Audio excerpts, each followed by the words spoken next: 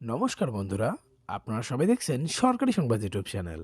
বন্ধুরা, যদি আপনাদেরও বাড়িতে একটি রেশন কার্ড থেকে থাকে তাহলে কিন্তু এই ভিডিওটাকে ধৈর্য সহকারে একদম শেষ পর্যন্ত দেখবেন।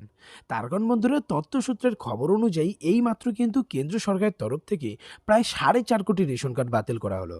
হ্যাঁ বন্ধুরা, যেমনটা আপনারা সবাই লক্ষ্য করেছেন যে লকডাউনের সময় কিন্তু গরিব মানুষদের পাশে দাঁড়ানোর জন্য কিন্তু মমতা সরকারের তরফ থেকে রেশন কার্ড হোল্ডারদের সারা জীবন ফ্রিতে রেশন দেওয়ার কথা ঘোষণা করা হয়েছে। আর ঠিক ইতিমধ্যেই দেখুন, এবার কিন্তু কেন্দ্র সরকারের তরফ থেকে এই 4 কোটি রেশন কার্ড বাতিল করার কথা ঘোষণা করা হয়।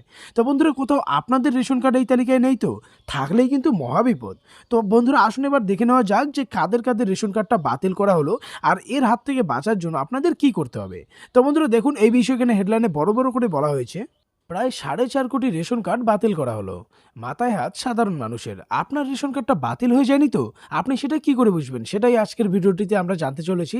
তবে তার আগে বন্ধুরা, আপনাদের কাছে ছোট্ট একটা অনুরোধ, যদি এই ধরনের দরকারি আর গুরুত্বপূর্ণ খবর প্রতিদিন আপনাদের মোবাইলে পেতে চান তাহলে কিন্তু সবার প্রথমে এই ভিডিওটিকে একটি লাইক করে দেবেন। এরই সঙ্গে লাল রঙের সাবস্ক্রাইব বাটনটিতে ক্লিক করে বেল নোটিফিকেশনটা অল করে দেবেন।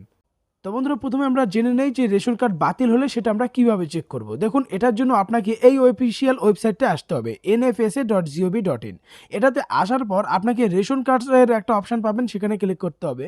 তারপর ration cards details on state portals এই অপশানটা ক্লিক করতে হবে।